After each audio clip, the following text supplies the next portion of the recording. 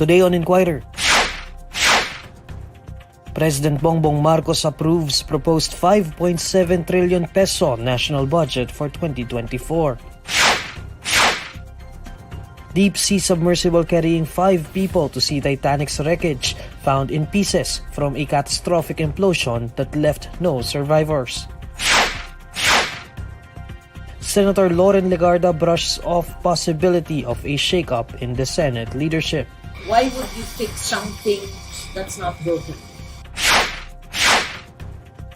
And San Antonio Spurs pick Victor Wembanyama first overall in the 2023 NBA Draft.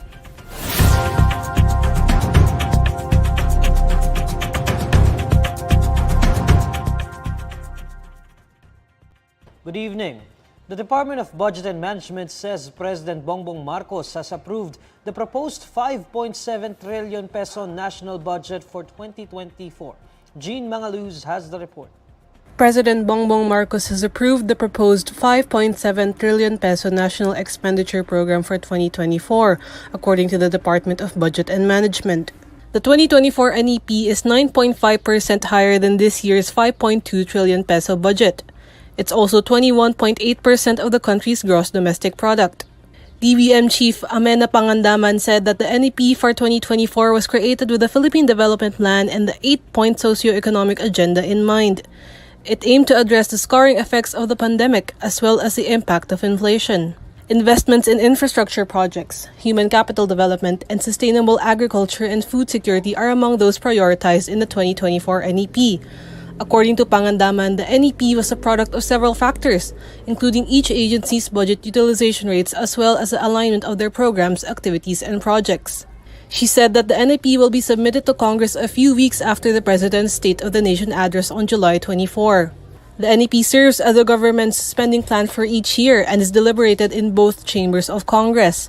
Once it's approved, the program is signed into law and will be known as the General Appropriations Act. This is Jean Mangaluz reporting for INQUIRER.net. The U.S. Coast Guard says the deep-sea submersible carrying 5 people to see Titanic's wreckage was found in pieces from a catastrophic implosion. All 5 aboard were presumed dead. U.S. Coast Guard Rear Admiral John Mauger says a robotic diving vehicle deployed from a Canadian ship discovered a debris field from the submersible Titan. The debris was found on the seabed some 1,600 feet from the bow of the Titanic, 4 kilometers beneath the surface. On behalf of the United States Coast Guard and the entire Unified Command, I offer my deepest condolences to the families. An ROV, or remote operated vehicle, from the vessel Horizon Arctic discovered the tail cone of the Titan submersible approximately 1,600 feet from the bow of the Titanic on the seafloor. The ROV subsequently found additional debris. Officials report that 5 major fragments of the Titan were located in the debris field left from its disintegration, including the vessel's tail cone and 2 sections of the pressure hull. The Titan lost contact with its surface support ship on Sunday morning, about an hour and 45 minutes into what should have been a 2-hour dive to the world's most famous shipwreck, the Titanic. President Bongbong Marcos has appointed Eli Remolona as the new governor of the Bank Sentral ng Pilipinas after consultation with various stakeholders, according to the Presidential Communications Office. The PCO says Remolona will succeed Governor Felipe Medalla, whose 6-year term will end on July 2. The PCO describes Remolona as a tenured international banker, having spent 14 years working at the Federal Reserve Bank of New York, followed by 19 years at the Bank for International Settlements. According to the PCO, Remolona's expertise extends beyond academia, as he held various positions of high importance in the financial industry. The new governor was also a member of the BSP's Monetary Board since August 2022. Senate President Pro Tempore Loren Legarda was all praise for Senate President Juan Miguel Zubiri as she brushes off the possibility of a shakeup in the upper chamber's leadership.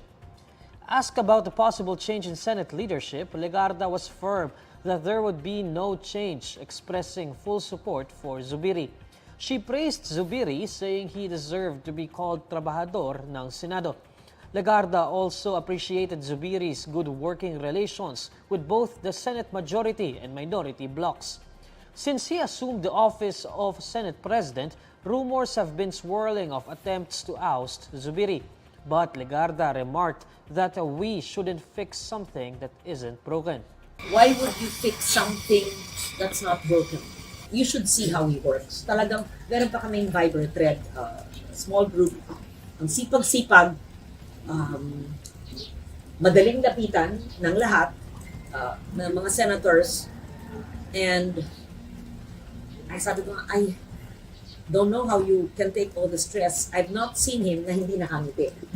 So, he's really bagay sa kanyang slogan na trabahador ng Senado. And very approachable.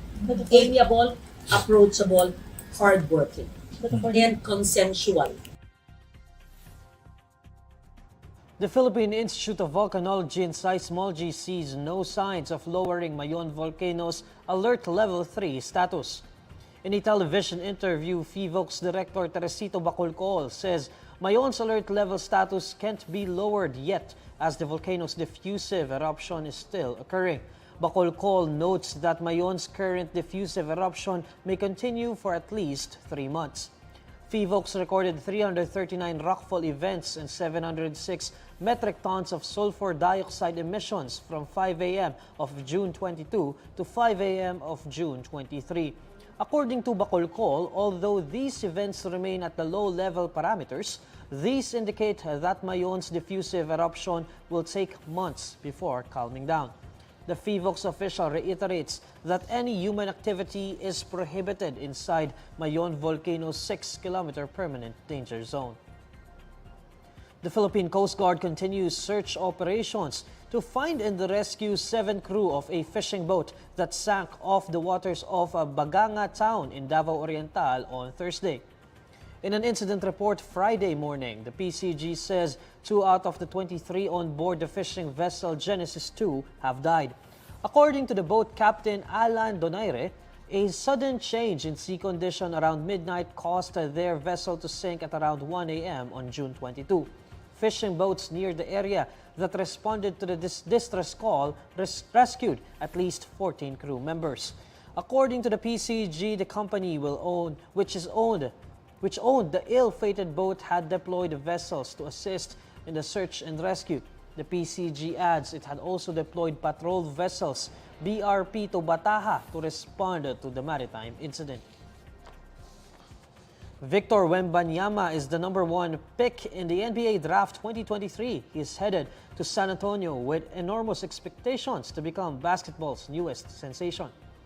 NBA Commissioner Adam Silver announced the selection of the 19-year-old from France on a Thursday night at Barclays Center in Brooklyn. Meanwhile, the Charlotte Hornets took Alabama freshman forward Brandon Miller with the #2 pick. Scoot Henderson of the G League Ignite was the #3 pick by the Portland Trail Blazers.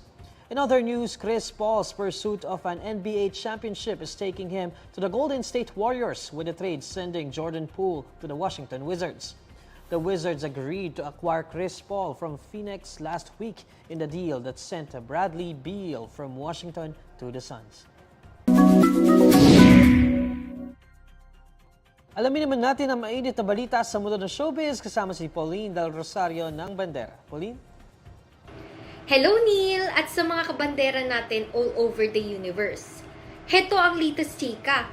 Usap-usapan ngayon sa social media ang dating celebrity couple na sina JK Labajo at Maureen Robowitz.